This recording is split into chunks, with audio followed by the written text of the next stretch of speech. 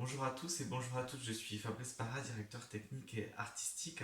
Aujourd'hui, face à la situation sanitaire et ces nouvelles règles, eh bien, le temps d'occupation et le temps d'attente de nos clients dans les salons seront limités. Ce qui veut dire qu'indirectement, les techniques longues et minutieuses seront peu possibles, surtout, enfin, du moins pendant un certain temps.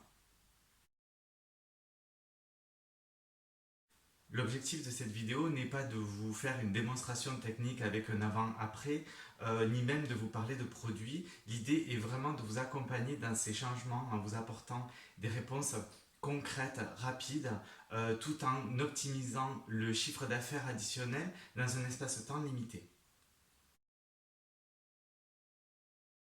Pour cela, j'ai créé deux techniques, rapides, rentables et réalisables en moins de 60 minutes. L'idée est de vous faire gagner du temps sur les temps de montage en vous limitant le nombre de séparations, c'est-à-dire entre 10 et 30 maximum. Euh, Ces techniques ont été fondées sur des effets d'optique de recouvrement, tout en vous apportant et en vous offrant des résultats complètement modernes et actuels.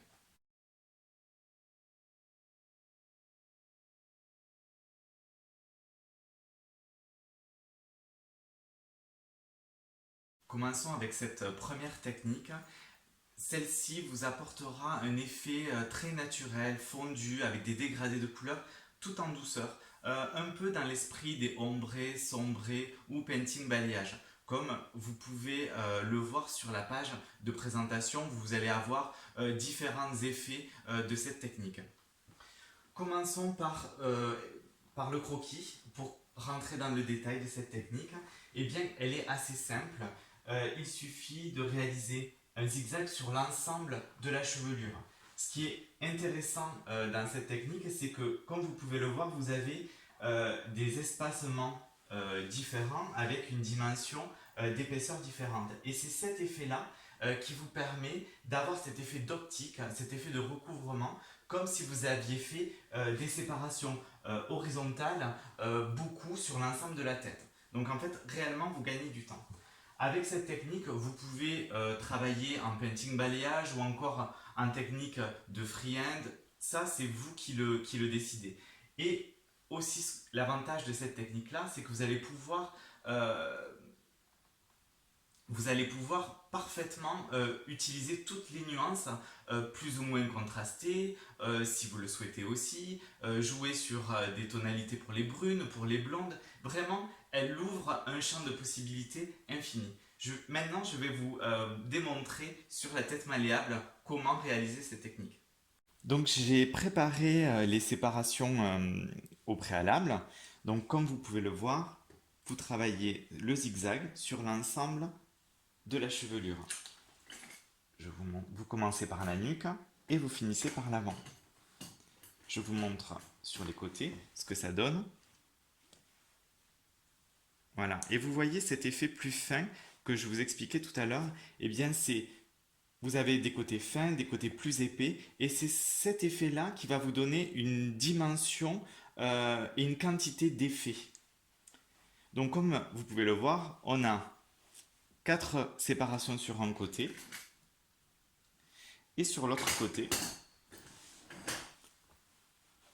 nous avons 5 séparations, ce qui fait au total 9 sections.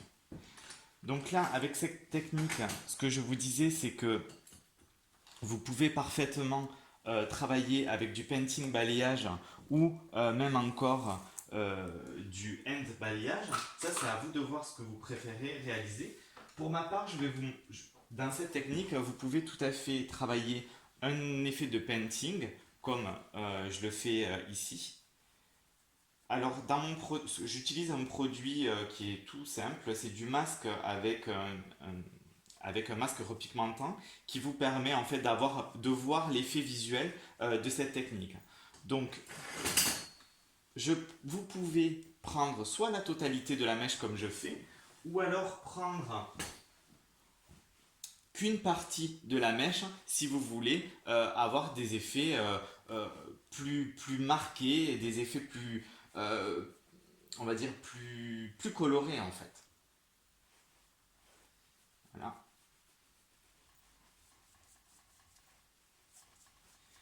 Donc ce que je vous propose, c'est de réaliser cette technique.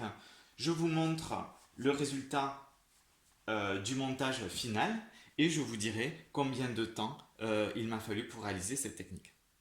Donc pour cette technique de placement croisé, vous pouvez voir le résultat.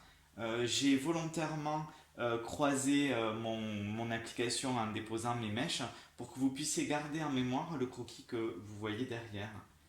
Voilà, sur les côtés. Petit détail, dès que vous êtes sur la partie du dessus, je vous conseille de travailler votre technique vers l'arrière. Donc là, je l'ai travaillé sur le côté pour que vous puissiez voir le mouvement de départ.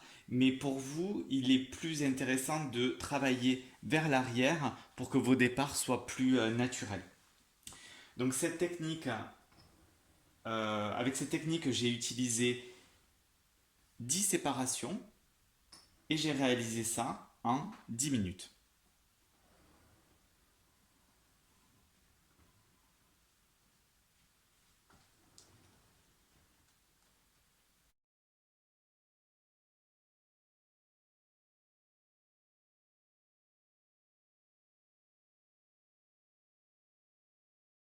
Comme vous pouvez le voir, j'ai déjà préparé des papiers et isolé mes bordures.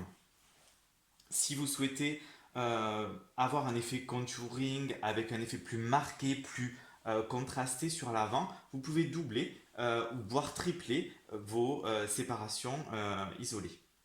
Pour la partie centrale, vous allez faire une courbe partant du milieu du golfe, allant jusqu'à la première pointe de nuque.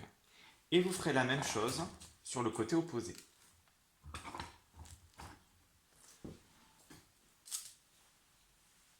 Je vous montre de plus près, ça vous permettra de bien visualiser cette séparation. Donc c'est parfaitement une courbe qui va du milieu du golfe temporal pour aller jusqu'à la deuxième pointe de nuque.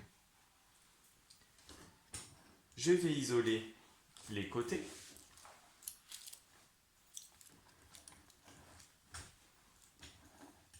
Voilà. J'isole chaque côté. Et je vais me concentrer sur la partie centrale où je réalise le zigzag sur l'ensemble de cette partie. Je vous montre sur la partie dessus. Et bien vous voyez que mon zigzag est beaucoup plus étroit, beaucoup plus serré pour avoir cet effet de blondeur plus marqué, cet effet de recouvrement en fait. Donc là c'est une technique qui est plus proche d'un effet de rattrapage de balayage et c'est une technique qui est plus adaptée aux techniques de balayage enveloppé.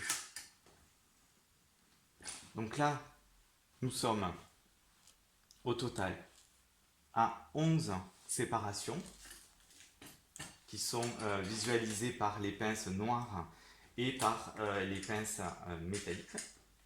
Je vous remontre.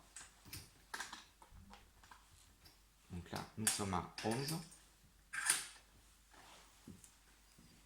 1, 2, 3, 4, 5 de ce côté et 6 de l'autre côté. Donc je vais commencer mes séparations, mes sections. Donc je prépare mon travail, donc je l'isole pour que vous puissiez quand même voir visuellement le montage.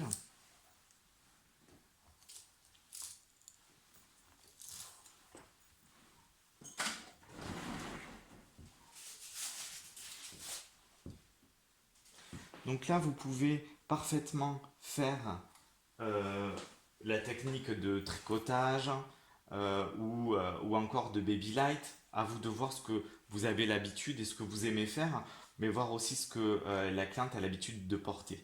Vous pouvez aussi parfaitement faire des voiles sur l'ensemble de la chevelure. Donc je prends mon voile.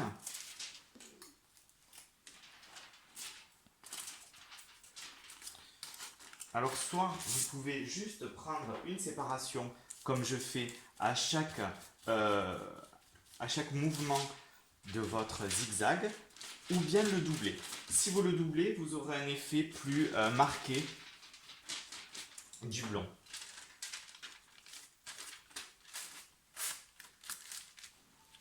Je vous montre sur la deuxième séparation. Donc une fois à droite, une fois à gauche. C'est un peu le principe. Donc là, je le fais en 2 temps.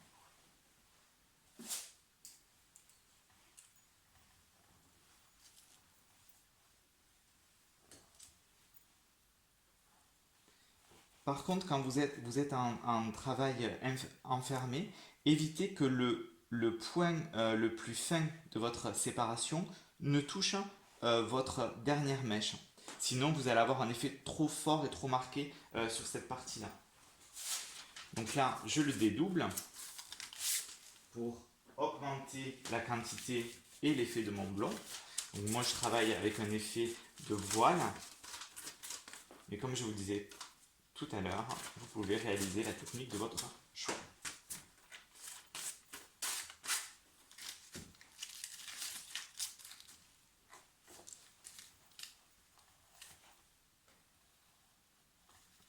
Alors vous me direz effectivement que la technique de voile est quand même une technique assez rapide, mais si vous avez l'habitude de faire du tricot ou du baby light, je pense que votre rapidité sera aussi speed que la mienne en ce moment.